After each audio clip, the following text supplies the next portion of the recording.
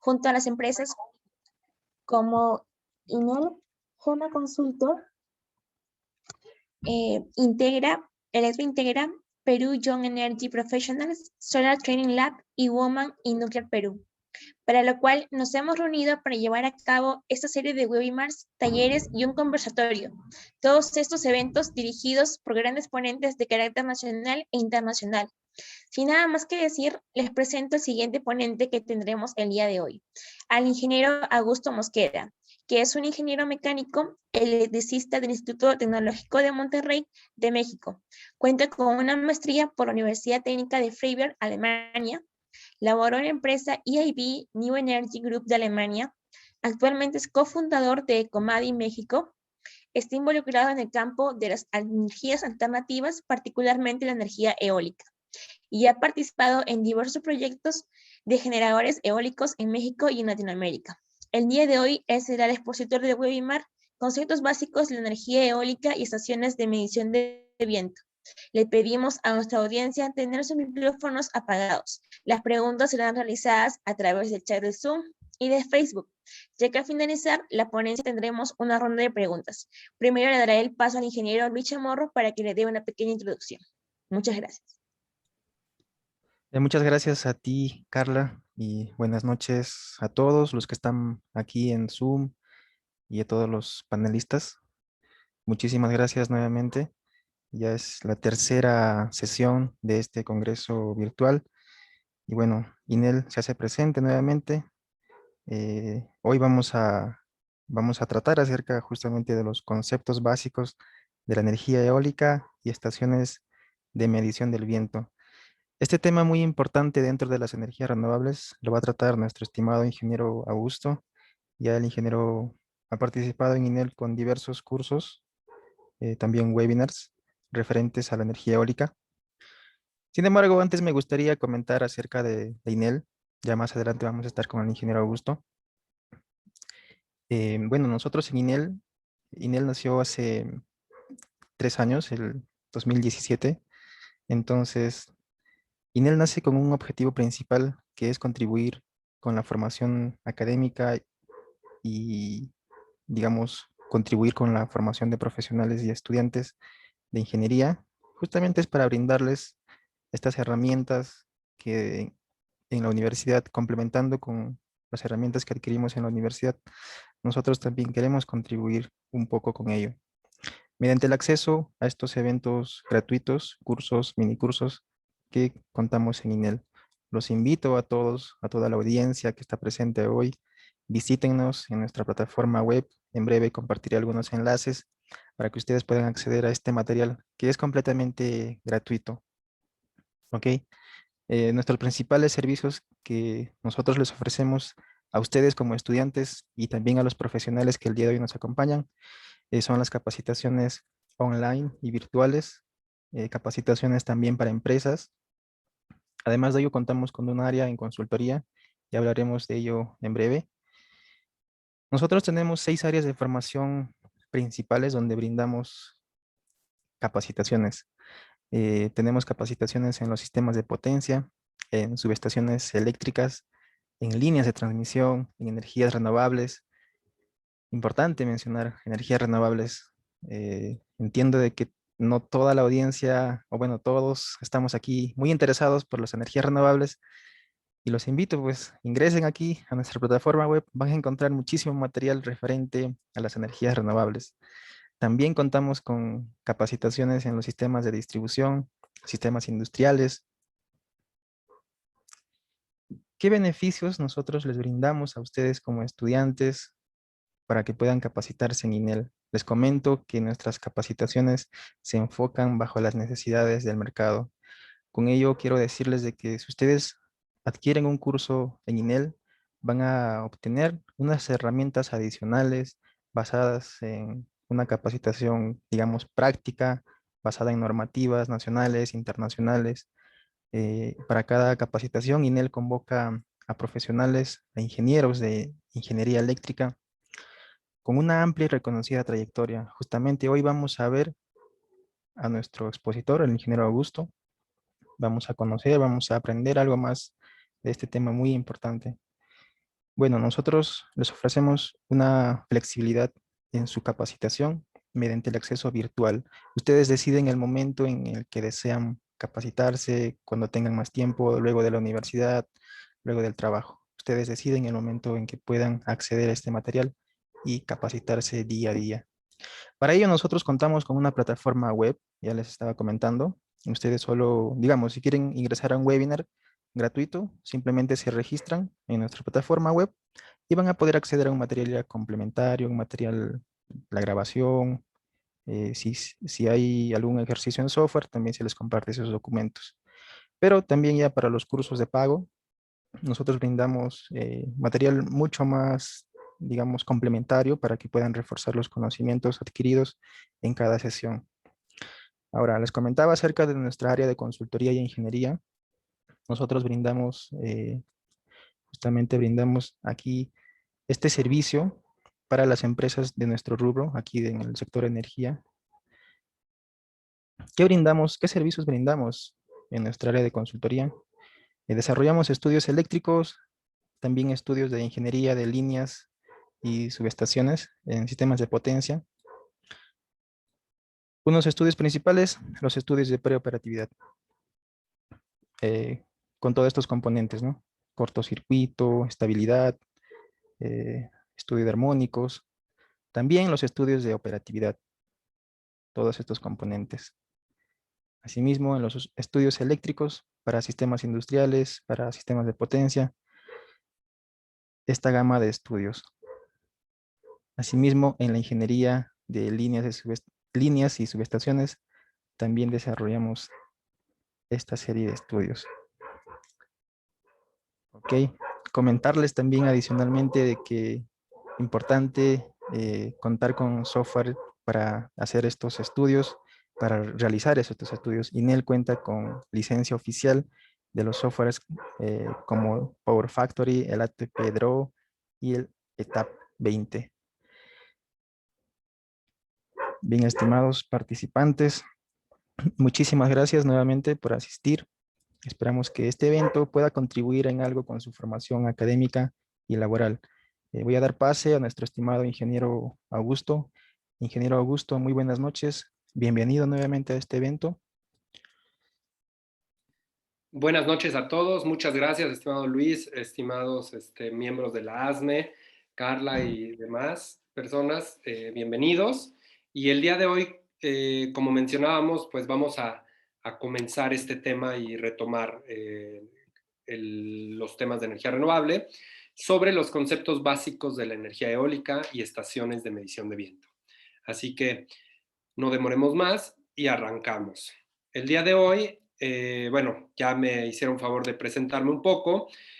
Actualmente yo me encuentro localizado en México y he desarrollado algunos proyectos a lo largo de mi carrera profesional en Latinoamérica. Y bueno, como en cualquier tema, tenemos que arrancar con pues un poco de historia y antecedentes. La energía eólica generalmente, y en algunas ocasiones, algunas conferencias, yo arranco dando la bienvenida al curso de energía solar, pero no es un error, sino que justamente la energía eólica es una derivación de la energía solar. La energía eólica es el movimiento de las corrientes del viento en nuestro planeta Tierra. Y este movimiento de masas de aire se genera a partir del calentamiento de las masas de agua y de las que al evaporarse generan una diferencia de presión y una diferencia de densidad en el viento, que junto con el movimiento de rotación de la Tierra, como pueden ver en esta imagen, es simplemente una imagen bastante sencilla, pero nos da una idea de las diversas corrientes del viento en un punto en el globo terráqueo. Este movimiento, si ustedes se lo imaginan o se lo quisieran imaginar de una manera más sencilla, lo pueden ver en un globo aerostático. En un globo aerostático lo que hacemos es justamente calentar la masa del aire contenido dentro del globo y por la diferencia de densidad, el aire más liviano tiende a subir. Bueno, Continuando un poco con esta historia y antecedentes, tenemos que, pues desde hace cientos de años, si no es que miles de años, ya se intentaba ocupar o aprovechar este movimiento de las masas de aire, y tenemos expresiones desde la parte artística hasta la mecánica, donde justamente a nosotros lo que nos interesa pues es el aprovechamiento de esta energía contenida en una masa de aire, en el que podemos generar movimiento o generar energía. Y justamente, un ejemplo muy clásico en la literatura es el órgano que utilizó Herón de Alejandría, donde con el viento lograba, así como se ve en este diagrama, energizar unos pistones de un órgano y generar ciertas notas musicales. Y no es hasta la Edad Media que realmente existe un aprovechamiento del viento a nivel, vamos a llamarlo preindustrial, pero por la cantidad de molinos de viento, pues se considera o se podría considerar una industria. En el periodo de 1200 a 1850 en Europa, simplemente se instalaron en diversos países una suma aproximada de 50,000 molinos. Estos molinos justamente permitían la molienda del grano y a su vez pues permitieron el desarrollo de varios pueblos y ciudades. Y si ustedes tienen a la mano una calculadora, es interesante dividir esos 50,000 molinos en este periodo de 650 años en el número de semanas. Nos da un número aproximado de 1.5 molinos construidos por semana. Y pues justamente esto nos habla del gran potencial que comenzamos a tener, ¿no?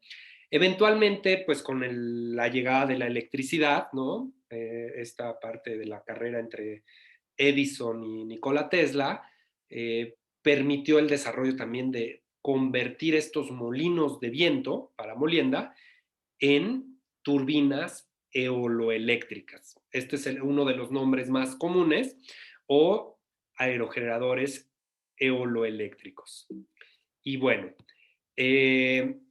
dentro de estos antecedentes es importante darnos cuenta cómo fue el desarrollo, porque justamente si en Europa ya teníamos los molinos para la molienda de granos, cuando los colonos europeos llegan a la costa este de Estados Unidos y empieza esa expansión hacia el oeste, hacia la costa oeste, pues pasan por zonas donde había muy buen recurso eólico, que hablaremos justamente de esto el día de hoy, cómo se mide el viento y cómo se especifica si el recurso eólico es bueno, mediano o malo, ¿no?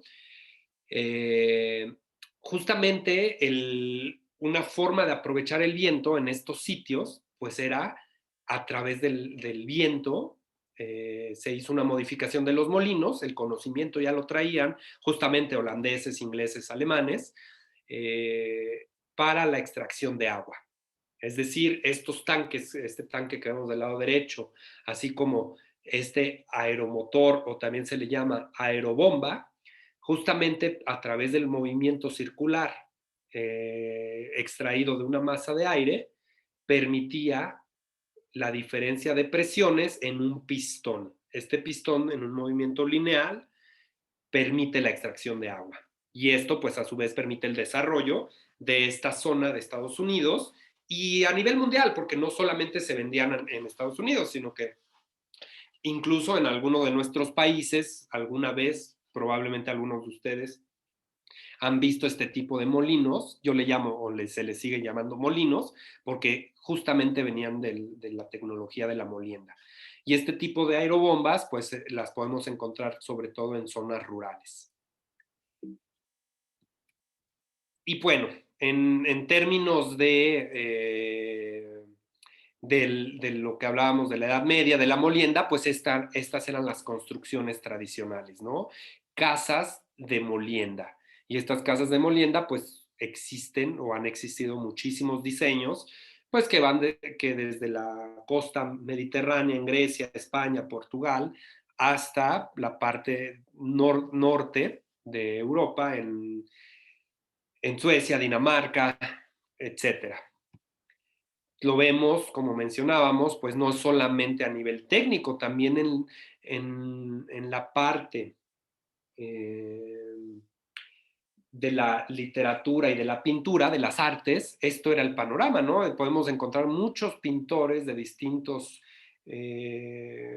países de la época de la Revolución Industrial anteriores a esto, pues que el paisaje característico de una ciudad, de un puerto, tenía estos molinos.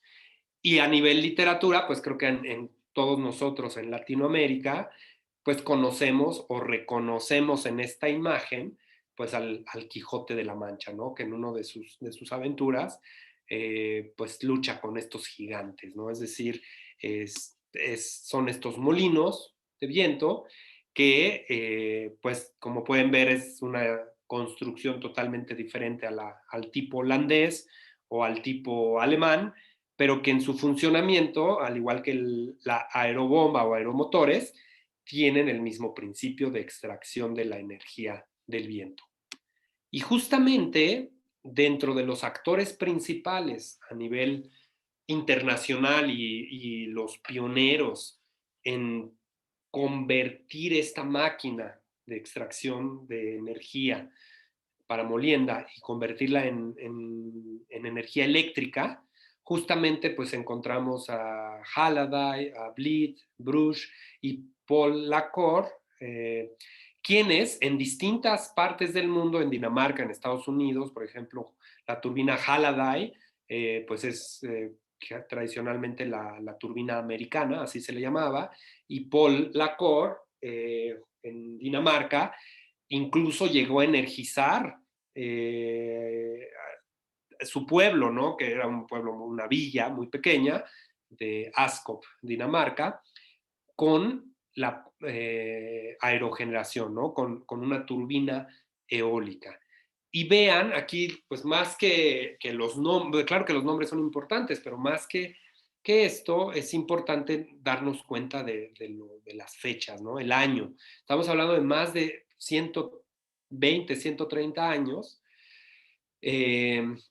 pues que esto se ha ido mejorando e innovando, ¿no? Entonces, justamente, ¿qué es lo que logramos o qué es lo que queremos obtener?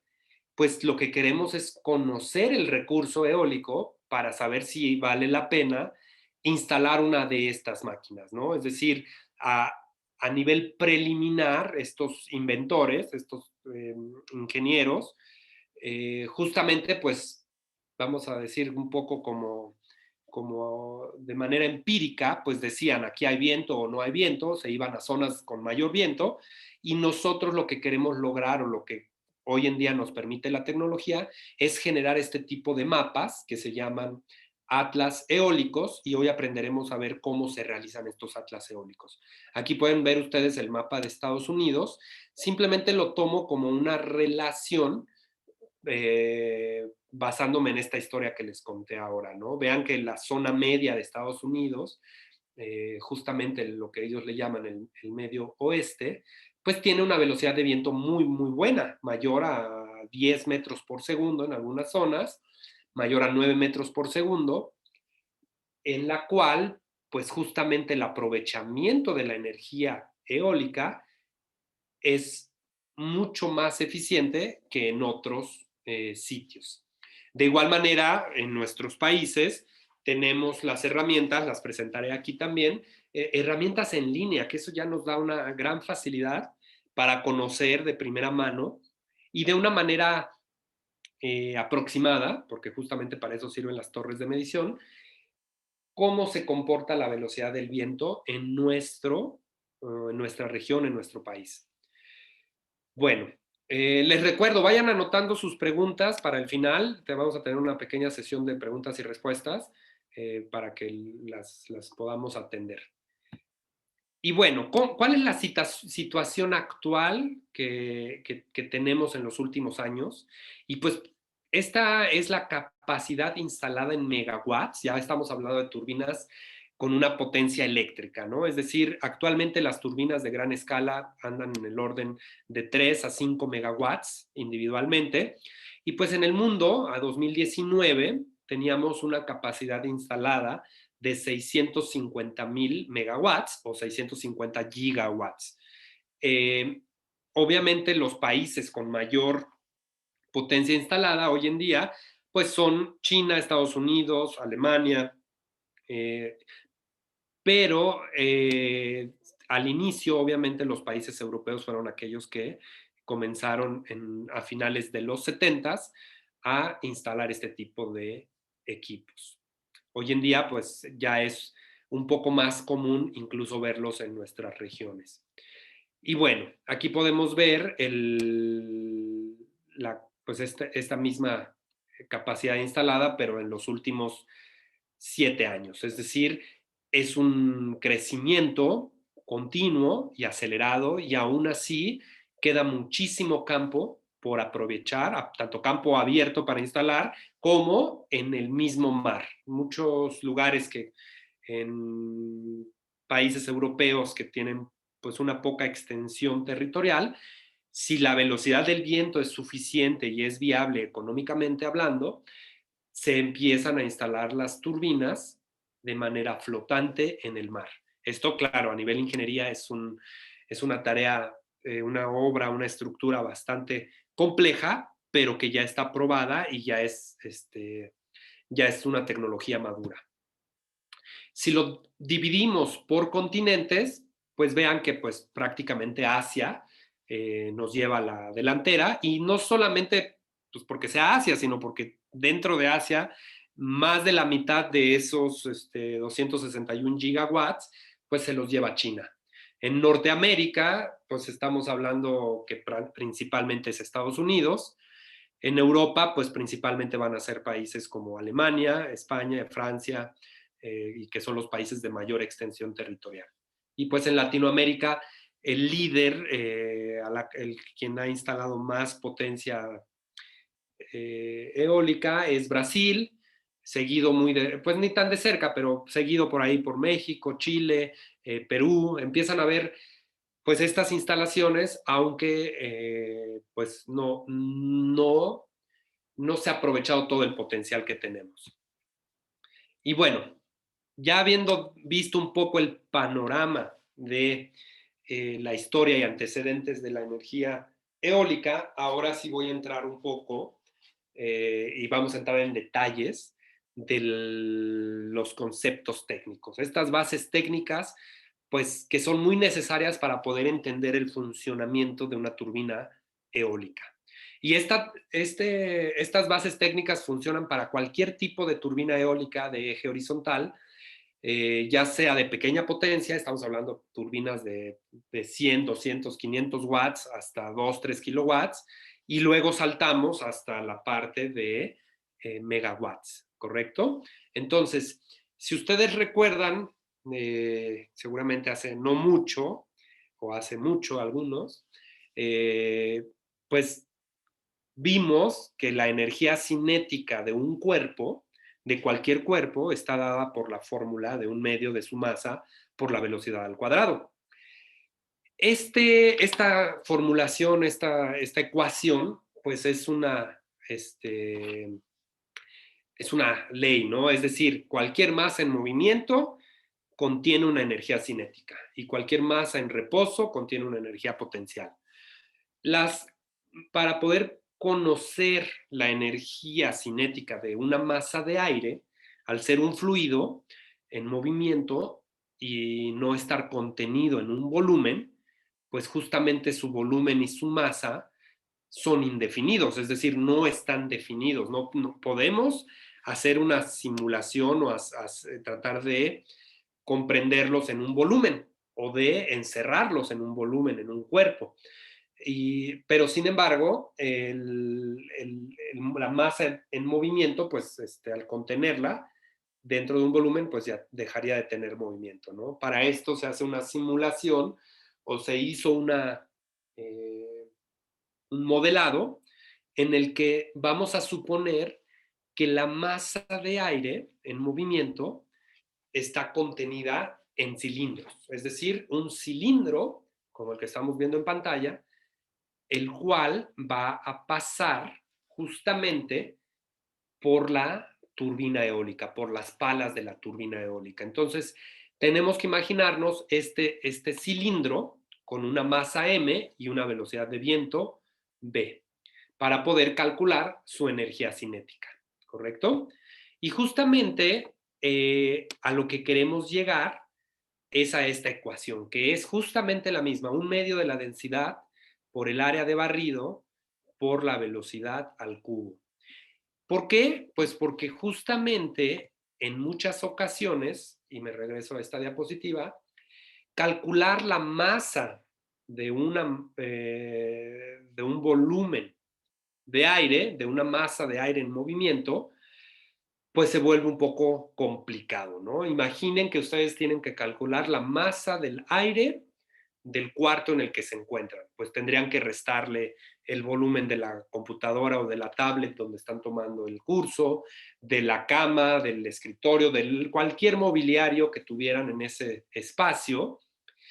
Y pues muchas veces son volúmenes irregulares, ¿no? Y que no tienen una formulación como tal. Se volvería un poco tedioso y complicado, y para eso es que asumimos y convertimos justamente esa masa por un valor mucho más constante o conocido, como es el caso de la densidad y el área de barrido.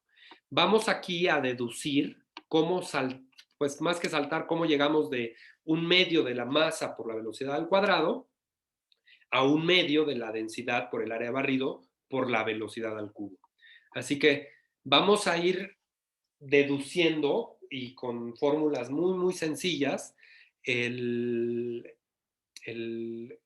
esta fórmula, ¿no?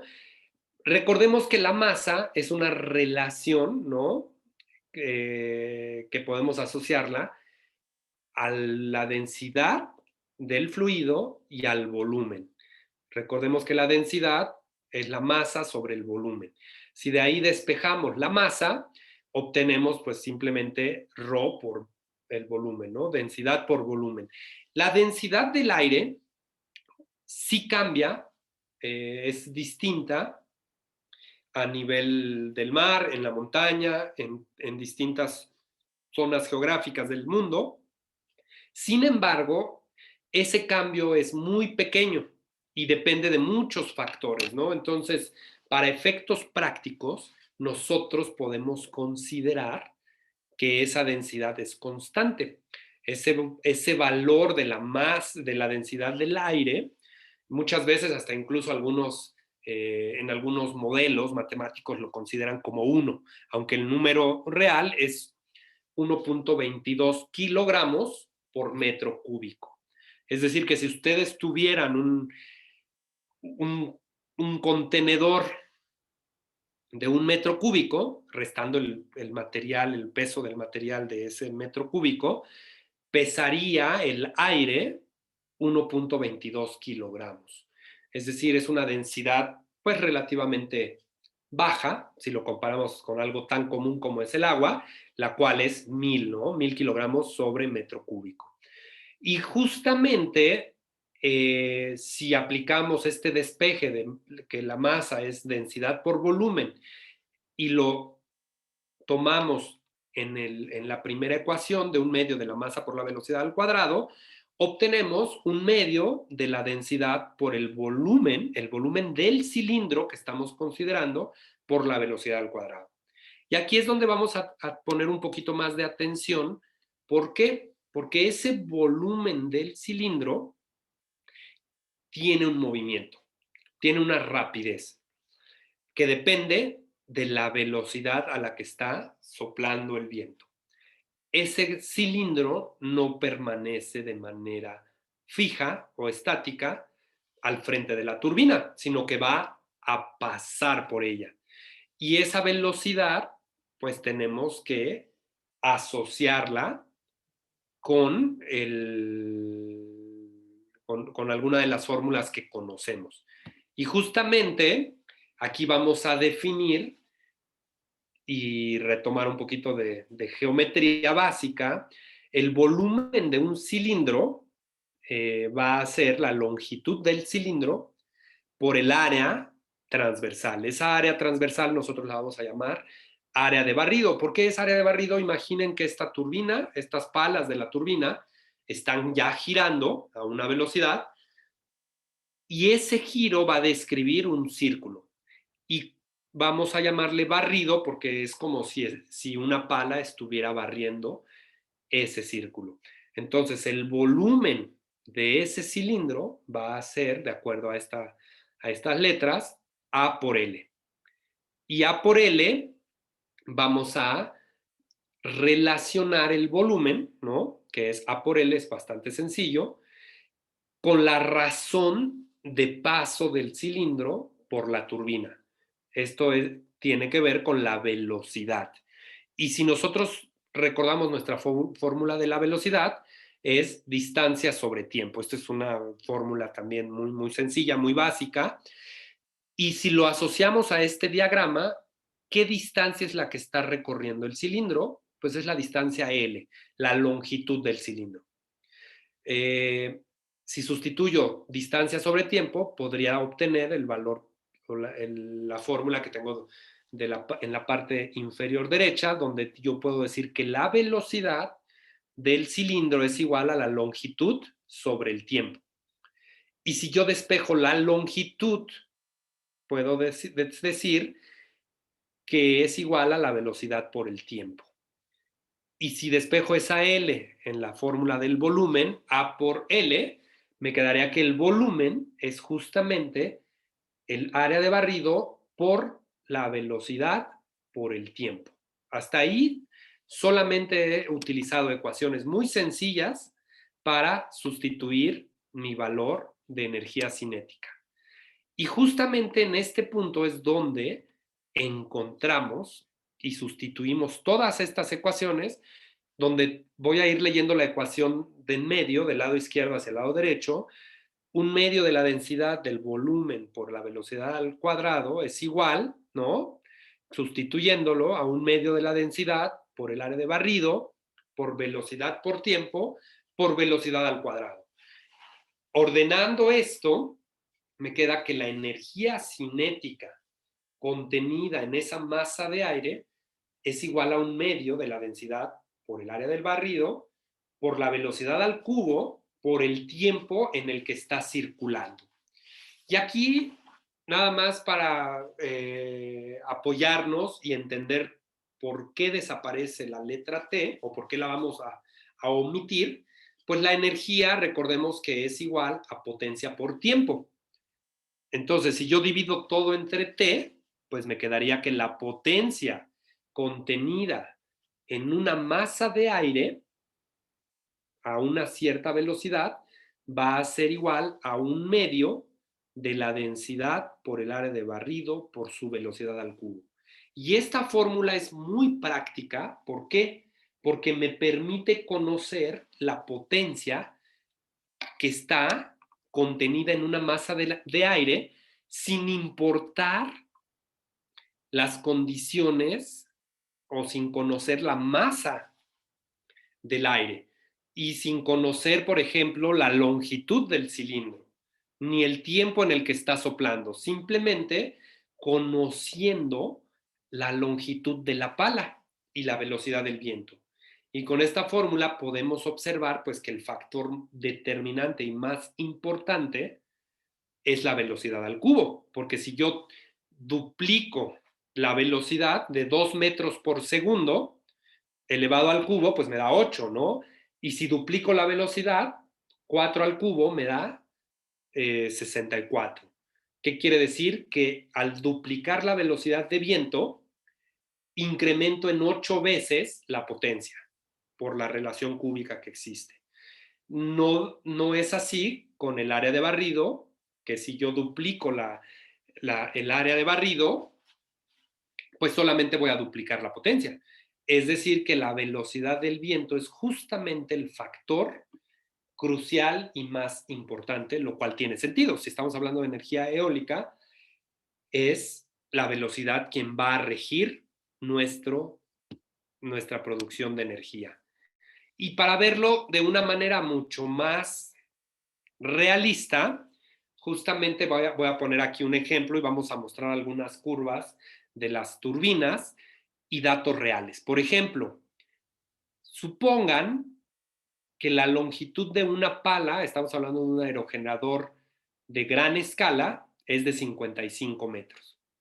Si yo calculo el área de barrido, pues va a ser pi por radio al cuadrado, es decir, la longitud de la pala al cuadrado por pi me va a dar mi área de barrido por una densidad de 1.225 kilogramos sobre metro cúbico por 3 al cubo, ¿no? Que es 27. Y me va a dar una potencia, es decir, esta potencia contenida en el viento de 157,000 watts. Es decir, esta masa de aire, este cilindro trae 157,000 watts, lo cual es una potencia enorme. Y vamos a ver si realmente podemos aprovechar o no esta potencia. Bueno, ahora vamos a ver durante cuánto tiempo está soplando el aire, ¿no? Porque el viento, como ustedes se imaginarán, y lo vamos a ver en las estaciones de medición, pues no es constante. En unos momentos, vamos a suponer, media hora sopla del sureste a una cierta velocidad, más tarde sopla del norte a otra velocidad, y así va cambiando dependiendo también la época del año. Recuerden que les mencionaba que la energía es igual a la potencia por el tiempo. La potencia pues es de manera instantánea. Y teníamos una masa, en esa masa de aire, 157,000 watts. Y si suponemos que durante 2 horas ese viento está soplando de manera constante, aquí yo puse una velocidad de 3 metros por segundo, ¿no? 3 metros por segundo, 2 horas continuas, voy a poder producir una energía de 314,000 watts hora. ¿Ok? Esos watts hora puede ser que si el viento en un día entero sopló nada más 2 horas, pues serían 314,000 watts hora en un día. Si esas 2 horas fueron, vamos a suponer, en un lugar de poco viento, en una semana, pues esa producción fue en una semana. Pero si fue 2 horas en un periodo más corto, pues es justamente eso, ¿no? Bueno, ¿y cómo podemos nosotros conocer cómo se comporta el viento? Porque justamente el comportamiento del viento, hasta cierto punto, cuando no conocemos las herramientas ni la medición, pues podríamos llamarlo que se comporta de manera errática, lo cual es falso, ¿no? Pero ¿por qué es falso? Porque hasta que no medimos, podemos tener esa certeza. Y justamente la variabilidad del viento, al medirla, al instalar una estación de medición de viento, aquí tenemos un caso real de una estación de medición en Uruguay, creo que fue en 2012, es correcto, de enero a diciembre de 2012, a distintas alturas, ustedes pueden ver en ese sitio que tuvimos una velocidad promedio anual de 7.38 metros sobre segundo a 81 metros de altura. Algo muy importante, que lo mencionaremos más adelante, a mayor altura, mayor velocidad del viento. Por eso es que las turbinas eólicas casi siempre buscan una mayor altura. Y abajo tenemos la rosa de los vientos y la distribución de frecuencia de velocidad. ¿Por qué? Porque si la velocidad es promedio de todo el año 7.38, allí podemos observar que en el mes de julio tuvimos una velocidad promedio de ese mes de 8.44. Sin embargo, en el mes de diciembre es el mes con menor velocidad del viento a 81 metros de 7.16 metros sobre segundo. Y bueno, la rosa de los vientos nos va a indicar la dirección predominante, de dónde sopla más el viento. Si se dan cuenta, en ese sitio en particular, cada círculo concéntrico representa 5% de frecuencia, ¿no? De probabilidad de ocurrencia. Vean que del oeste, de la W, del west, pues sopla menos del 5% del tiempo. Cuando del este y del este-sureste, este-noreste y distintas posiciones hacia el este, sopla casi en 10% del tiempo, ¿no? Es decir, se van sumando y yo puedo conocer de dónde sopla la mayor parte del tiempo el viento. Todo esto ya está procesado, ya están procesados estos datos, así como la distribución. Si se dan cuenta del lado derecho inferior, podemos ver que hay ráfagas de hasta 17.5 metros por segundo o de 15 metros por segundo, pero eso ocurre 1% de todo el año. Lo que ocurre con mayor frecuencia, pues es el que está casi a la mitad, que es entre 7.5 y 8 metros por segundo. Aquí lo vemos en colores y a ojo, ¿no? Los datos exactos los tenemos procesados de una estación de medición, se exportan generalmente a un Excel y de ahí podemos procesarlo y hacer gráficas. Pero bueno, regresemos un poquito a un tema muy importante. Ya que tenemos la medición del viento, en 1919, Albert Betz, un físico alemán, pues se planteó esta pregunta. La, si la turbina o cualquier elemento que recibe una velocidad 1, aquí lo vamos a ver de derecha a izquierda, que recibe este cilindro, esta masa de aire a una cierta velocidad, y del lado trasero, ¿no? De la parte posterior de la turbina, yo sigo teniendo una velocidad de viento V2, obviamente la velocidad 2 es menor o mucho menor que la V1, es porque la turbina extrajo energía. ¿Qué energía está extrayendo? Pues un medio de la densidad por el área de barrido por velocidad al cubo. Y sus estudios demostraron que siempre va a existir una velocidad 2 en la parte posterior. ¿Por qué? Y esto es muy fácil de visualizar o imaginárnoslo. Si la velocidad 2 que tenemos del lado izquierdo fuera 0, pues quiere decir que la turbina extrajo el 100% de energía, ¿cierto? Y tendríamos una eficiencia del 100%, lo cual pues es imposible y es hasta un poco absurdo de creer, ¿no? Entonces, a través de las observaciones y de los experimentos que hizo Albert Betz, se dio cuenta que no importa el tipo de turbina, siempre va a existir una velocidad 2 a la salida. Y la relación de extracción de energía, el límite que podemos extraer, es del 59.3%. Y esto hasta la fecha, es decir, ya tiene más de 100 años, en 1919, quiere decir que y me voy a regresar un segundo al ejercicio que hicimos, de estos 157,000 watts que están contenidos en la masa de aire, ninguna turbina eólica va a poder extraer más del 59.3%. Esta es la ley de Betz. Ya es una ley y está demostrada, y hasta que pues o descubran una nueva tecnología para tanto más eficiente como que sea capaz de absorber más energía de la que está contenida en el viento, la ley de Betz pues seguirá vigente, ¿no? Entonces, justamente pues de esos 157,000 por 59.3%, pues vamos a obtener probablemente 100,000 watts o menos, ¿no? Y veamos el caso de una turbina real, ¿no? Para entrar un poquito en el tema de la ley de Betz y la eficiencia de las turbinas eólicas.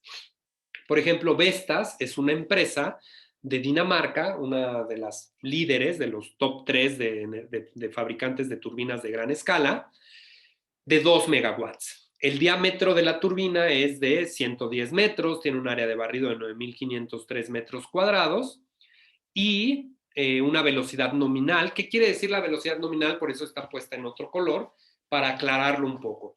La velocidad nominal es el punto, la primera velocidad en la que vamos a alcanzar nuestra potencia nominal. La potencia nominal es la potencia de la turbina. Entonces, la potencia de la turbina, y si quieren ir anotando, si están tomando notas, la potencia de esta turbina es 2 megawatts o 2 millones de watts. Eso lo vamos a tener en un apartado, 2 millones de watts.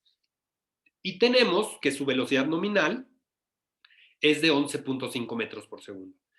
Si nosotros hacemos el cálculo de la potencia contenida en esa masa de aire con esas condiciones, ¿no? Tendríamos una longitud de pala de 55 metros, sacamos el área de barrido, la velocidad del viento a 11.5, pues aquí está sustituyéndolo, el 0.5 es un medio, el 1.225 es la densidad, el área de barrido y la velocidad al cubo. Obtenemos que la masa de aire contenida en ese cilindro trae 8.800.000 watts. Estoy redondeando los números, ¿no? Ustedes lo pueden ver ahí el número exacto. 8.800.000 watts. Perfecto. Es una cantidad brutal de energía, ¿no? De potencia que está contenida. Pero, desafortunadamente, de esos 8.852.000 watts, solamente nuestra turbina, como máxima potencia que va a poder generar, ¿no? O va a llegar a su potencia nominal, a su potencia máxima, es 2 millones de watts.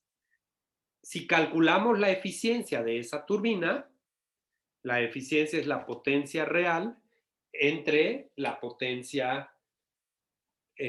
contenida en la masa de aire.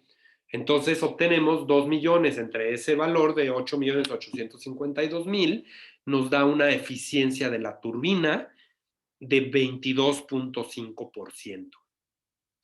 Y consideremos, si quieren hacer el número, yo lo voy a hacer aquí, 8.852.386 por 0.593, el límite de bits es de 5.249.000. Es decir, jamás vamos a poder llegar a los 8 millones, sino que el máximo teórico posible es el límite de bits de 5.249.000 watts.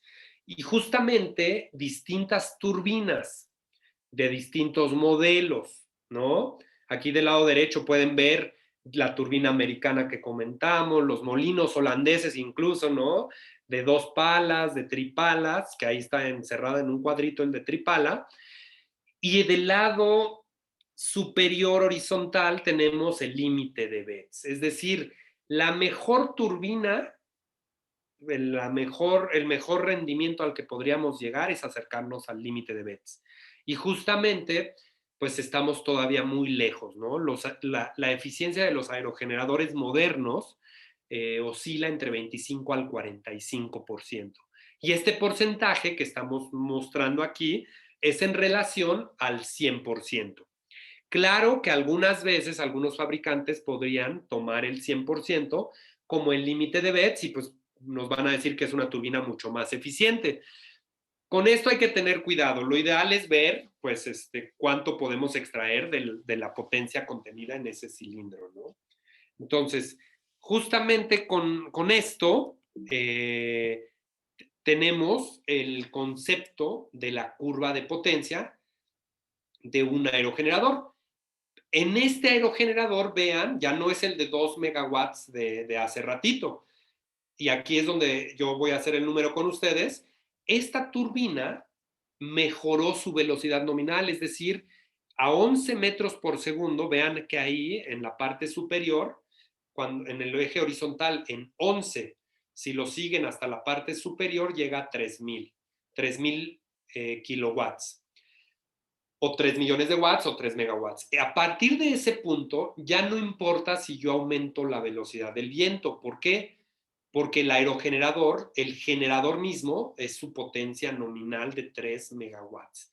No importa que le inyectemos más velocidad de viento, va a seguir inyectando 3 megawatts de potencia.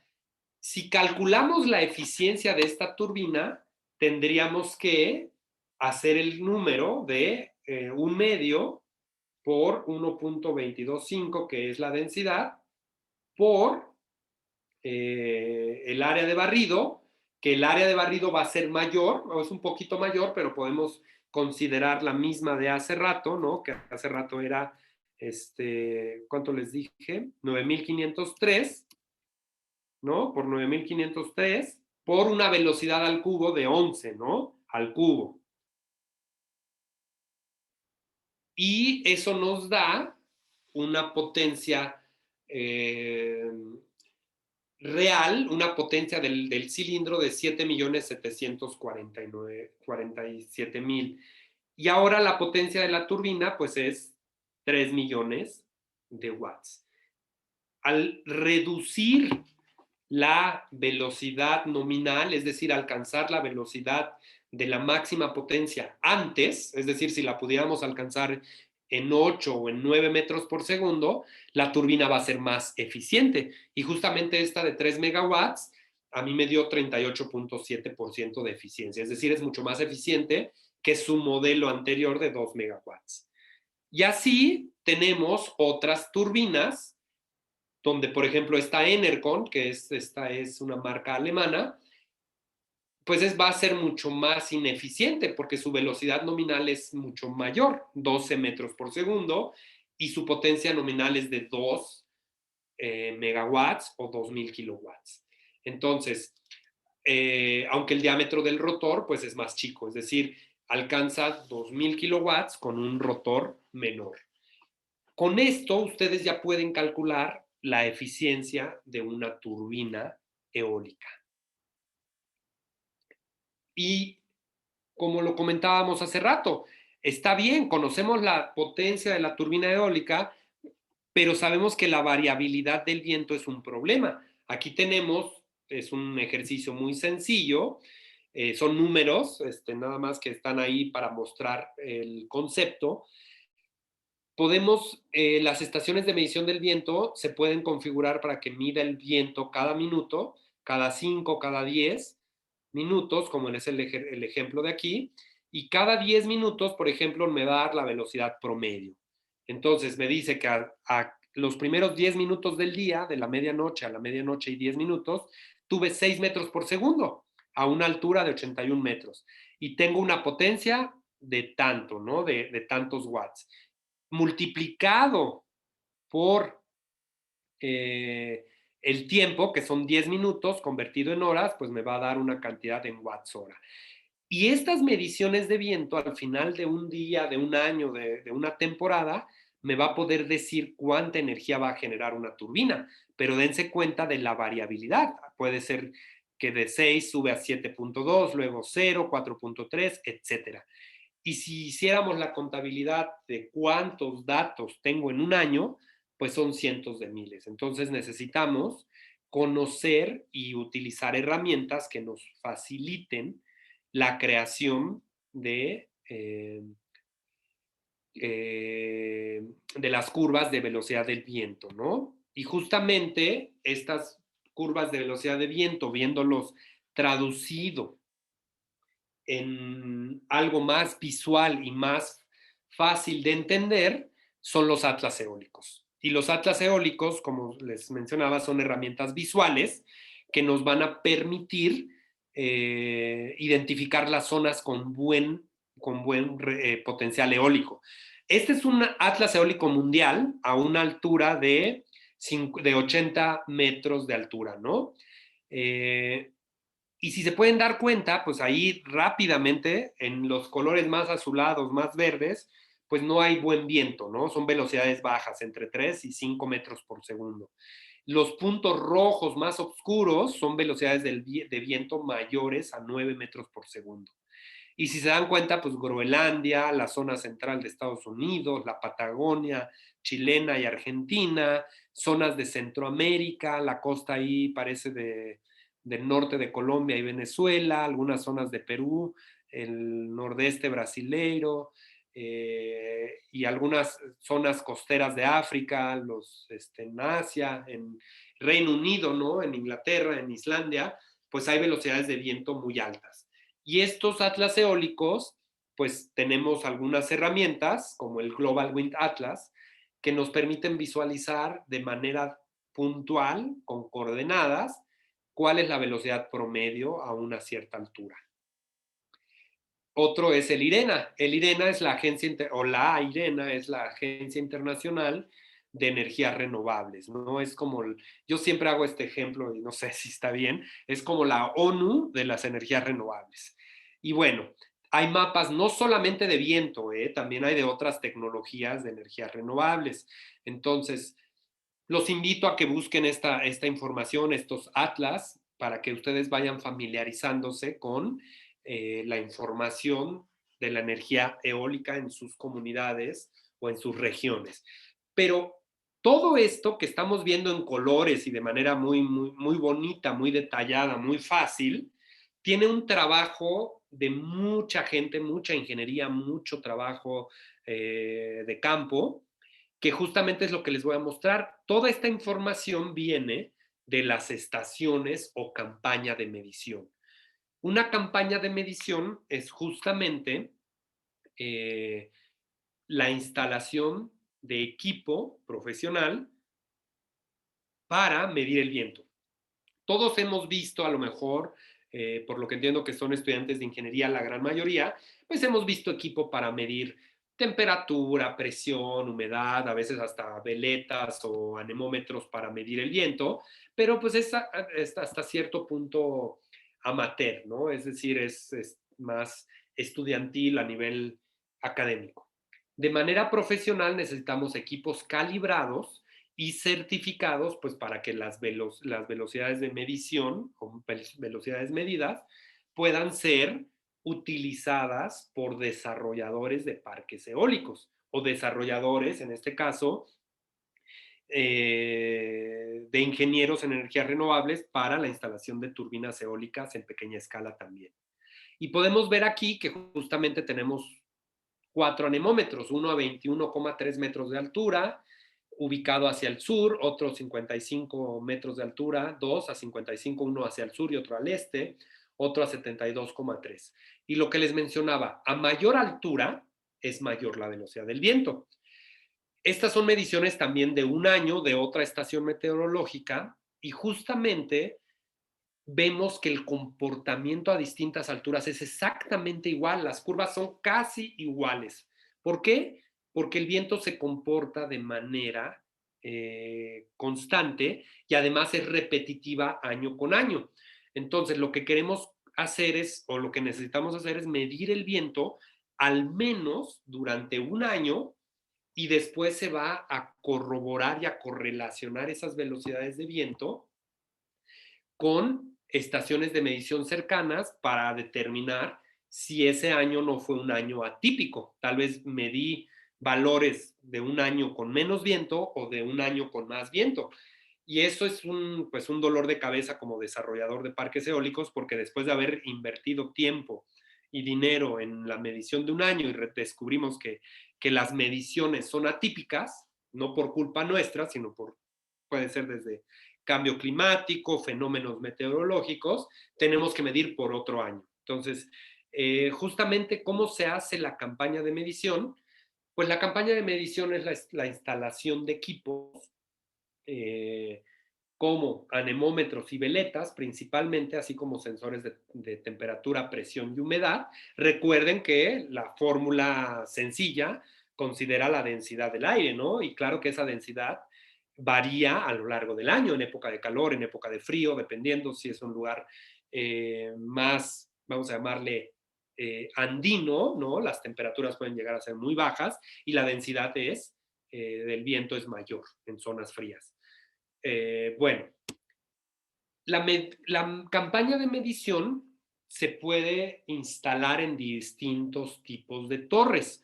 El que estamos mostrando aquí en la foto es justamente una torre que le llamamos reticulada, que son distintos tramos, generalmente cada color. En esta foto pues lo juntaron, pero cada color es un tramo de 3 metros. Aquí juntaron 2 del mismo color, entonces son tramos de 6 metros.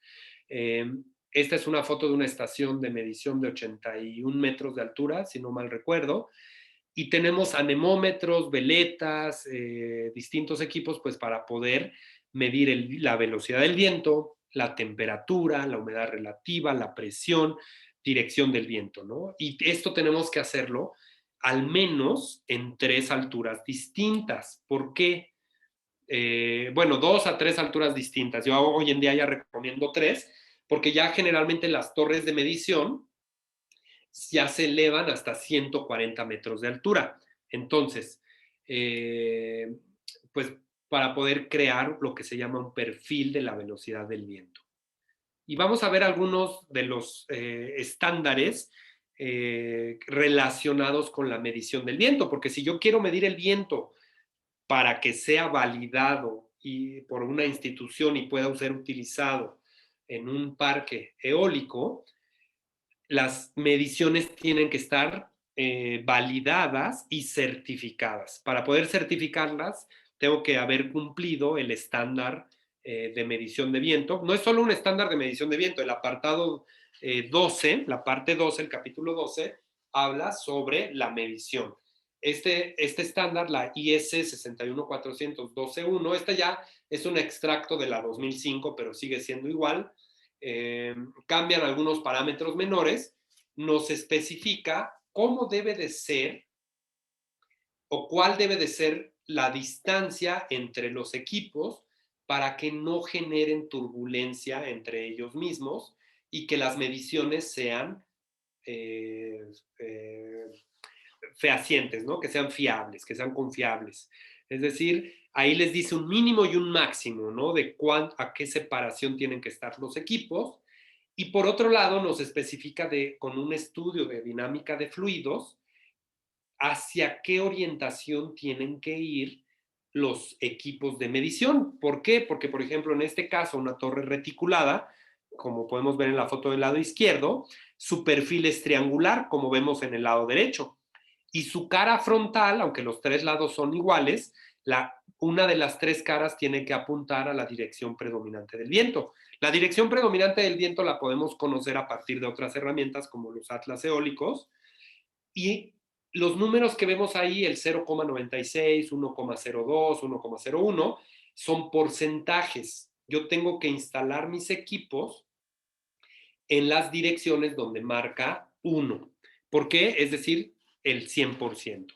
Si yo midiera hacia el punto 96, instalara mi equipo hacia el frente, estaría haciendo una medición por debajo del valor real, es decir, a un 96% de la velocidad real del viento. Y si yo instalara mis equipos hacia el 1,02 o 1,03, inclinados hacia atrás, estaría sobrevalorando el viento en un 2 o 3%. Entonces, esto es parte del estándar que me dice cómo tengo que instalar mis equipos. Y aquí se ve, por ejemplo, esta foto, ¿no? Aquí yo puedo ver en esa foto que la dirección predominante del viento es justamente de la pantalla hacia la foto. Los equipos están de manera perpendicular a la dirección del viento y está en cumplimiento con la norma. Por otro lado, si la torre es tubular, como se ve en esa foto que está un poquito pixeleada, el 1 está inclinado más o menos a 45 grados hacia el frente de la dirección predominante del viento. Por eso es que en esa foto de esa torre que en ese momento apenas se estaba levantando, los anemómetros van a estar apuntando 45 grados hacia el frente. Entonces, esto depende de la dinámica de fluidos y del análisis que hizo la norma, ¿no? La IEC. Entonces, esta norma tiene un costo y es muy caro, es muy elevada, y justamente por eso, porque se la pasan haciendo estudios e indicaciones pues para poder medir el viento de la mejor manera. Y me voy a apurar un poquito para dejar espacio para las preguntas. Voy a ir mostrando fotos de cómo se instala una torre de medición, ¿no? No son todos los pasos, son los más importantes. Y, por ejemplo, se hace una losa, una pequeña base de concreto donde va a estar soportada la torre. La torre puede venir en estos tramos, esta es reticulada, puede venir en una misma camioneta, pick-up o un pequeño remolque, para instalarlo, ¿no? Se tienen que instalar las retenidas, que son los puntos de anclaje, que está calculado de acuerdo a la altura de la torre, ¿no? Y de acuerdo a la velocidad del viento del lugar, con las estimaciones de los atlas eólicos, podemos calcular el tamaño de estos pesos muertos que van a ir enterrados generalmente entre 60 centímetros a 1 metro de profundidad. Nuestra torre pues se va a ir acomodando y justamente esta torre vamos a irla ensamblando. En algunos casos se puede ir haciendo de un tramo en un tramo, de dos en dos. Nos podemos apoyar en la parte inicial de algún equipo o maquinaria del lugar. Y, por ejemplo, ya arrancamos con unos 6, 9, 12 metros, ¿no? Se hace el primer ajuste en la base y se empiezan a colocar las retenidas. Aquí ya logramos ver con esta maquinaria, en la punta casi de la torre, ya tenemos colocadas las primeras retenidas, estos cables de acero, para poder mantener la verticalidad de la torre. Obviamente tiene que estar de manera vertical. Y podemos ver algunos de los equipos. Aquí ya es la torre instalada, podemos ver las retenidas. Lleva un pequeño panel solar o 2 paneles solares para energizar lo que es el data logger o adquisitor de datos. Ahorita los vamos a ver a detalle. Que es quien va a estar guardando toda la información. Pero primero vamos a arrancar con el más importante, el anemómetro. Este es un anemómetro.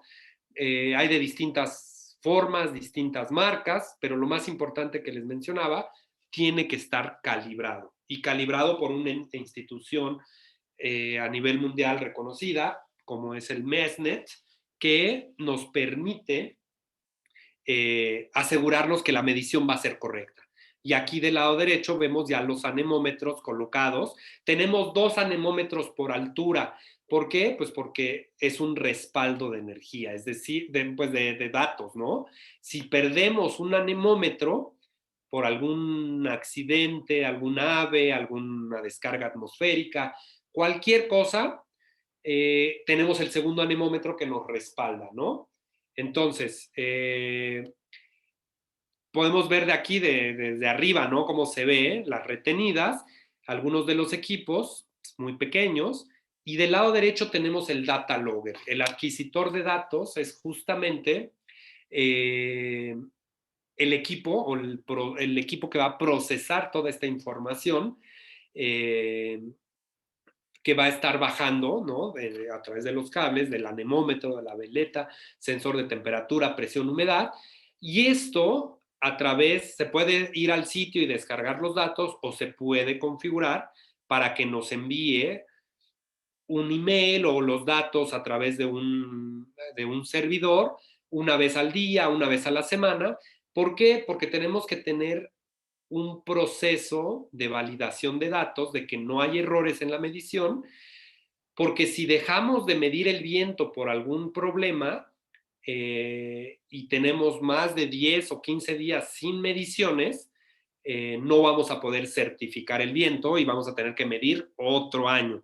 Y justamente eso es lo que no queremos, ¿no? Lo que queremos es tener las mejores mediciones sin ningún contratiempo.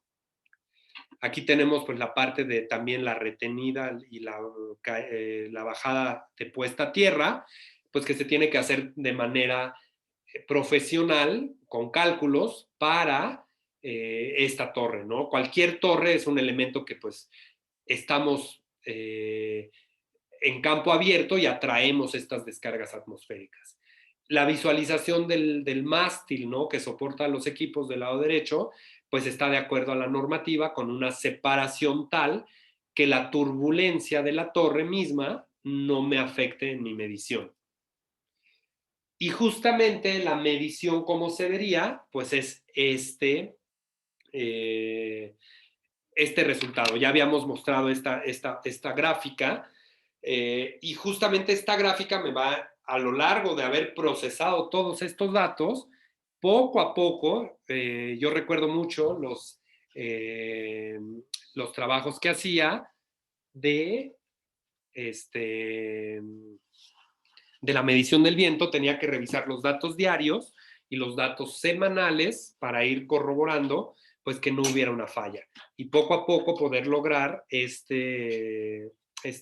velocidad de viento, esta gráfica de manera anual. Y una vez que la completamos, poder certificar los datos del viento y poder tener algo que sea la base para determinar si un parque eólico es viable o no es viable, y más importante, saber cuánta energía va a producir a lo largo de un año. Muchas veces estos datos pues simplemente quedan allí guardados, a veces no se ejecutan los proyectos y estos datos los llevan también las mediciones algunas instituciones, algunos gobiernos, pues para poder generar los atlas eólicos. Y justamente es lo que nos ayuda hoy en día para orientarnos, pues en qué zonas, en qué regiones podríamos instalar una torre de medición de viento. Y pues bueno, con esto iríamos cerrando el día de hoy y no me quedan pues más que agradecerles a todos y estoy disponible para leer sus preguntas y poder tomar estos últimos minutos. Sé que seguramente habrá bastantes preguntas, trataremos de contestar la mayor cantidad posible. Así que bueno, los leo o los escucho. No estoy seguro si me van a hacer favor de leerme las preguntas o las voy leyendo yo. Las vamos leyendo. Muchas gracias. Sí, perfecto, ingeniero. Ahora daré pase a lo que es la ronda de preguntas. La primera pregunta que tenemos es de Brenda Tapia. Pregunta: buenas noches, soy de Perú, soy estudiante de Ingeniería Mecánica Eléctrica. Puedo averiguar que el sistema híbrido es algo más complejo por donde vivo. Mi duda es la zona sierra, ya que existe lluvias, frío y también calor. ¿Qué perjudicaría en la energía eólica si es que llueve cotidianamente? Muy bien, es una muy buena pregunta. Es decir, recordemos, pues ahora sí veamos que ya los fabricantes de turbinas, tanto en pequeña escala como en gran escala, pues ya llevan un buen camino recorrido y justamente estos equipos están hechos para estar a la intemperie durante 15 o 20 años, ¿no? Depende del fabricante y no les afecta ni la lluvia, ni la intemperie, ni el calor. Claro que existe, por ejemplo, a nivel calor, ¿no? A nivel radiación solar hay una degradación por los rayos ultravioleta, a nivel frío, a nivel lluvia, hay una degradación, pero no es inmediata, es a lo largo de 15, 20 años. Incluso en lugares muy, muy fríos en Alemania, en Rusia, hay fabricantes de turbinas que dentro de las palas incluyen una resistencia eléctrica para que no se les pegue el hielo, para que no se hagan masas de hielo que pueda desbalancear las palas. Ok.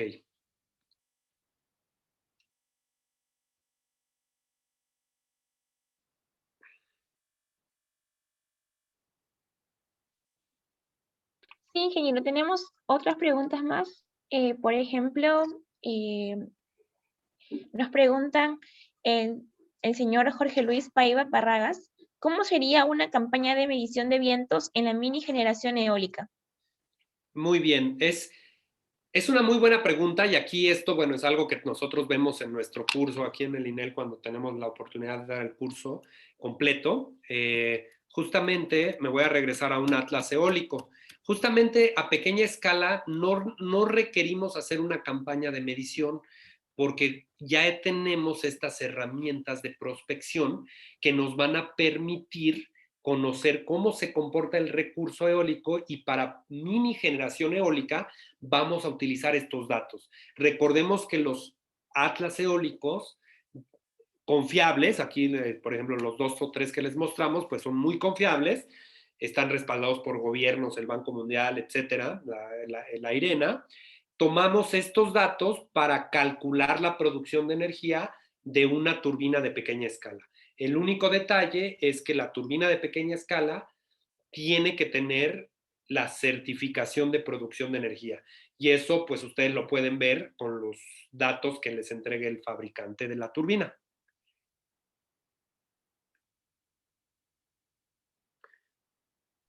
Gracias, ingeniero. Siguiente pregunta. Dani Joel Anaya Sánchez pregunta, ¿cuántos años de medición son necesarios para instalaciones residenciales y para centrales? ¿Cada cuánto tiempo se recomienda tener esas mediciones? Ok. No es el mínimo necesario es un año. Y el año, ¿por qué? Porque tenemos pues, las 4 estaciones del año, son repetitivas. En ciertos lugares en la primavera sopla más el viento que en invierno, en otros lugares en invierno, etc. Necesitamos al menos un año de medición y correlacionarlo con los datos de la región, de otras estaciones o de datos meteorológicos para determinar que no fue un año atípico. Si el año fue normal, típico, digamos, con un año es suficiente. Si no, tendríamos que medir otro año completo para poder tener datos confiables. Esto se hace a nivel de gran escala. En pequeña escala, ya estos datos de empresas, gobiernos que han medido, ya están vertidos y traducidos en los atlas eólicos. A pequeña escala tenemos una gran ventaja hoy en día, en 2021, que existen estas herramientas. Yo les cuento, hace 10, 12 años no existía ninguno de estos atlas eólicos y a pequeña escala era muy difícil hacer, o sea, instalaciones de pequeña escala era muy difícil. Hoy en día creo que en nuestros países, en nuestras regiones, va a detonarse la microgeneración eólica. Gracias, ingeniero. Luis Rafael Cuevas pregunta, si podría repetir cuál sería la separación mínima y máxima entre equipos de medición según la norma. Ok, voy a poner esa diapositiva. Yo les puedo, este es el mínimo y máximo, ¿no? Nos dice que, por ejemplo, el mínimo son 0.75 metros de altura, ¿no? Por ejemplo, el anemómetro en la punta. Me tengo que separar, es decir, si mi torre mide 80 metros, el anemómetro de hasta arriba, si lo voy a poner en un mástil así como en U, tengo que alejarme 75 centímetros. Si me voy a alejar de la torre, el mínimo es 1.5 metros y el máximo 2.5, como el brazo que vimos, ¿no? A ver, déjenme buscar la foto. Este brazo del anemómetro, del lado derecho, está a 1.5 metros de la torre para no generar su turbulencia. Si lo instalara hasta 2.5, no tengo ningún problema. ¿Ok? Entonces, pueden ustedes, digo, yo no tengo la norma completa, pero pueden buscar información confiable en Internet basándose en estas separaciones. ¿Ok? Muchas gracias, ingeniero. Siguiente pregunta es, Giovanni Hidalgo pregunta, ¿el sistema de puesta a tierra no es un delta al pie de la torre, tal vez unida al sistema de puesta a tierra general? El sistema de puesta a tierra se calcula primero con base en el tipo de terreno, si es rocoso, si tiene más ciertos minerales, cierta conductividad, ¿no? Se miden los ohms de conductividad del terreno y puede ser un delta, pero no se puede, no, o sea, ya hay un sistema de puesta a tierra general, que es ese registro, ¿no? Que vimos por ahí, déjenme mostrarles, pero se calcula, no es de manera general, se calcula de acuerdo al sitio, porque hay sitios con más propensos a descargas atmosféricas, con más tormentas, por ejemplo, sitios donde hay menos tormentas, ¿no? Vamos a suponer más un desierto donde hay poca lluvia, pocas descargas atmosféricas, pues la puesta a tierra va a cambiar que en una sierra, que en una zona, en un campo como el que vemos ahí, bastante fértil, ¿no? Muchas gracias, ingeniero. Siguiente pregunta, Jorge Luis Paiva Párragues. ¿Qué aplicaciones prácticas tiene la mini generación eólica? Bueno, son muchas y las dos principales aplicaciones son sistemas interconectados a la red eléctrica, es decir, a nivel casero en edificios o comercios o residencias, podríamos estar generando energía que va a ser devuelta a la red eléctrica y dependiendo de la legislación de cada país, esos kilowatts hora que generamos pueden ser contabilizados en nuestra factura eléctrica o pueden ser vendidos a la red general de electricidad. Y la otra, no son las únicas, la otra principal es sistemas autónomos. Por ejemplo, cabañas aisladas que no tienen acceso a la red eléctrica van a generar energía, lo van a almacenar en un banco de baterías y vamos a poder energizar una cabaña, alguna edificación, alguna casa. Y cuando no esté soplando el viento, vamos a utilizar la energía que ya se almacenó en las baterías. Por ahí creo que nos saltamos una pregunta que dice Luis Rafael, ¿estos equipos podríamos decir que son NEMA 3R? No, son equipos que no tienen una clasificación ni NEMA ni IP, sino que son equipos hechos especialmente para trabajar en esas condiciones, ¿no? Se calibran y se prueban tanto agua, polvo, etcétera, pero no tienen una clasificación de NEMA o de IP. Pero podríamos tomar la analogía de que son resistentes a todo tipo de intemperie, ¿no? Muchas gracias, ingeniero. Siguiente pregunta es, ¿hasta cuánta potencia se alcanza con mini generación eólica? Jorge Luis Paiva Parragués. Ok, aquí hay esta pregunta es muy interesante porque no hay, en la literatura vamos a encontrar que a lo mejor mini generación, hay micro, mini, media y gran escala, ¿no? Mucha gente dice micro generación hasta 1 kilowatt, ¿no? De potencia. Mini hasta 10 o 15 y mediana escala hasta 100 kilowatts. Pero yo les pongo un ejemplo. No podemos hablar o decir que mini generación eólica 10 kilowatts, porque un aerogenerador, por ejemplo, de 10 kilowatts de potencia puede llegar a pesar 400 kilogramos o 300 kilogramos. Y si lo tenemos que instalar a una altura de 30 o 40 metros de altura, sobre una torre especial, pues es una obra civil bastante más compleja, ¿no? Que poner una turbina que pesa 15 kilogramos, instalarla a 10 metros de altura sobre una casa. Entonces, más que una potencia para definir mini generación eólica, ustedes tendrían que revisar los modelos de turbinas que existen, los cuales hay desde los 100 watts de potencia hasta cientos de kilowatts, ¿no? Aquí lo importante es ver cuánta energía podemos generar con estos equipos. Muchas gracias, ingeniero. Siguiente pregunta por Giovanni Hidalgo. ¿Diseña para energizar cualquier lugar? Para la potencia total del parque eólico, ¿cómo calculamos el número total y sus posiciones en el sitio para un lugar deseado si nos basamos en un barrio residencial? Uy, a ver, déjenme leerla de nuevo porque me parece que hay 3, 4 preguntas en la misma, ¿no? Vamos a ir una por una. ¿Se diseña para energizar cualquier lugar? No. El diseño va a depender en un parque eólico de gran escala. El diseño es para producir la mayor cantidad de energía eléctrica e inyectarlo a las redes de transmisión en alta tensión, ¿no? En alto voltaje. Y el gobierno o una empresa va a comprar toda esa energía. ¿Cómo calculamos el número total y sus posiciones en el sitio para un lugar deseado?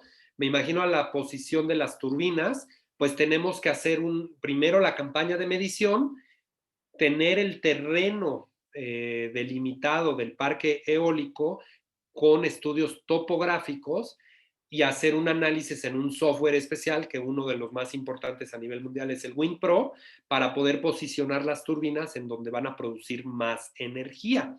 Entonces, esto ya es otro tema que se va al diseño de parques eólicos, principalmente, y que el primer módulo de un diseño de parque eólico tiene que ver con la campaña de medición. Digamos que estamos en el primer paso del diseño de un parque eólico. Y aquí mencionan, ejemplo, un barrio residencial, esa parte no la entendí muy bien, pero la energía que se vierte de una turbina eólica se va a ir al primer centro de consumo que encuentre. Es decir, no podemos destinarla hacia un punto o hacia otro. Es como la energía, cualquier generación de energía. Si yo tengo una planta de generación a gas o solar o hidráulica, la energía va a fluir a donde se esté demandando. Muchas gracias, ingeniero. Las siguientes preguntas son por parte de Giovanni Hidalgo. ¿No van para rayos en esos aerogeneradores? Aquí no vimos aerogeneradores, es la estación de medición y sí va un pararrayos, ahorita se los muestro. Claro que tiene que tener su pararrayos, a ver, ¿dónde está? Por aquí, del lado derecho, claro que tiene un sistema de puesta a tierra con su pararrayos. Siguiente pregunta, por Giovanni Hidalgo. ¿Qué tipos de cables se usan en este sistema? Generalmente en las torres de medición, el cableado, aquí en México se le llama cableado de uso rudo o cableado para uso exterior, que tiene una protección adicional. Tiene, por ejemplo, dentro de ellas, puede ser de 2 vías o de 3 vías, en el que vamos a transmitir pequeñas señales, que en este caso son voltajes muy bajos, 0.5, 0.7 volts, depende del tipo de anemómetro y tipo de veleta, pero lo que queremos es protegerlo de la intemperie, principalmente de la radiación ultravioleta que puede degradarlo, ¿no? Aunque en un año la degradación es mínima, que pues es lo mínimo que tiene que estar instalado, pero lo que queremos es pues proteger las mediciones. Si se llega a trozar ese cable, ya sea por una degradación o por una, recuerden, son 80, 100, 140 metros de altura, el mismo cable tiene un peso y se puede trozar. Utilizar un cable con protección adicional, ¿no? Gracias. Y como última pregunta tenemos la siguiente. Juan Abel Huancabela pregunta, ¿qué tipo de software se podría utilizar para un diseño eólico? Ok, el software se los voy a escribir aquí en el chat. Hay una versión demo para que la conozcan, pero es un software. Generalmente todo lo que tiene, ¿cómo se llama? Que ver, desafortunadamente, con con diseño de parques eólicos tiene un costo muy alto, ¿no? Como les mencionaba, la misma norma, no me acuerdo cuánto cuesta, pero son 5,000, 3,000 euros la norma, el documento, tal vez algunos de ustedes lo pueda conseguir, va cambiando y se va. ¿Por qué? Pues porque hay una investigación. El WinPro es un software que tiene un demo, pero la licencia, por ejemplo, cuesta 12,000 euros el año. Entonces, esto lo utilizan las empresas desarrolladoras de parques eólicos, porque pues un parque eólico, por ejemplo, estamos hablando de inversiones de cientos de millones de dólares. Home Energy, por ahí también nos menciona Juan.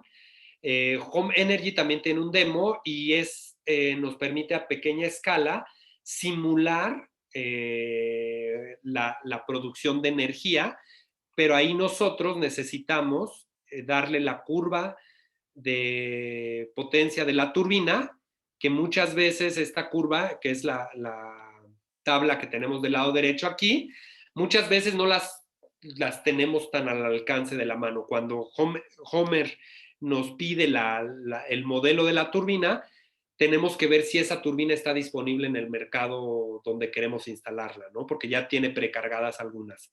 Entonces, Homer Energy funciona a pequeña escala y no sé si el Pro tiene un costo ahí, Juan a lo mejor conoce un poquito mejor. Yo hasta cierta época lo utilizaba la versión gratuita, después fue cambiando un poco, pero ya tiene mucho que no la utilizo. Pero es una herramienta bastante fiable. Perfecto, ingeniero. Muchas gracias. Ahora le doy paso al ingeniero Luis Chamorro para que nos comente sobre lo que podemos encontrar en las páginas de INEL. Muchísimas gracias a todos, en especial a usted, ingeniero Augusto. Excelente presentación, como siempre, ingeniero. Y muchas gracias por atender ya las consultas de los estimados participantes. Bien, voy a comentar acerca de nuestra web. Entiendo de que no todos hemos podido asistir ya a estos 3 días del evento. Entonces los invito a todos ustedes, estimados, visiten nuestra plataforma web. Por acá van a encontrar ya disponible las grabaciones de las 2 sesiones previas. Y aprovecho en invitarlos a que revisen este material complementario, justamente este webinar. He visto muchas consultas, comentarios acerca de las aplicaciones de los sistemas de los aerogeneradores, cómo los aplicamos. Entonces aquí podrían encontrar información complementaria. Justamente este webinar fue dictado también por el ingeniero Augusto. Es un webinar completamente gratuito. Ustedes simplemente ingresan a nuestra plataforma web, hacen clic en este webinar. Vamos a ver cómo nos registramos. Iniciamos por acá, ingresamos. Voy a copiarles por aquí el enlace para que ustedes también puedan realizar este procedimiento. Previamente van a tener que registrarse. El registro es gratuito, así que ahí tenemos más de 90 webinars esperándolos a ustedes. Ok, ¿cómo nos registramos para este evento gratuito? Una vez que ingresemos aquí al webinar, van a encontrar este botón por aquí, inscribirse, por acá. Entonces hacemos clic ahí y ya vamos a poder acceder a este material. Este material les va a servir de un video complementario justamente al tema que hemos desarrollado hoy. Ahora, comentando acerca de los webinars que hemos tenido, los dos previos eventos, dimensionamiento de sistemas fotovoltaicos aislados, también lo van a encontrar por acá. Está disponible en la web. El procedimiento es el mismo. Ustedes ingresan al webinar y se inscriben. Asimismo, por aquí van a encontrar el webinar Introducción a PVSys. Por ahí está. Eso fue, estimados. Muchísimas gracias nuevamente a todos. Muchísimas gracias a la UNAC, a la Universidad del Callao. Muchísimas gracias por la invitación. Esperamos en otro evento compartir con ustedes información valiosa. Estamos ahí a la orden, siempre para apoyar con la capacitación de todos ustedes, estimados estudiantes y también profesionales. Muchísimas gracias, Dalia, Carla, ingeniero Augusto. Nos vemos en una próxima oportunidad. Muy buenas noches. Muchas gracias a todos, muchas gracias al INEL y a la universidad. Saludos y buenas noches. Muchas gracias, ingeniero Luis Chamorro, ingeniero Augusto Mosquera. Ha sido un gusto. Gracias a los participantes por haber asistido. Los esperamos en otra oportunidad. Saludos.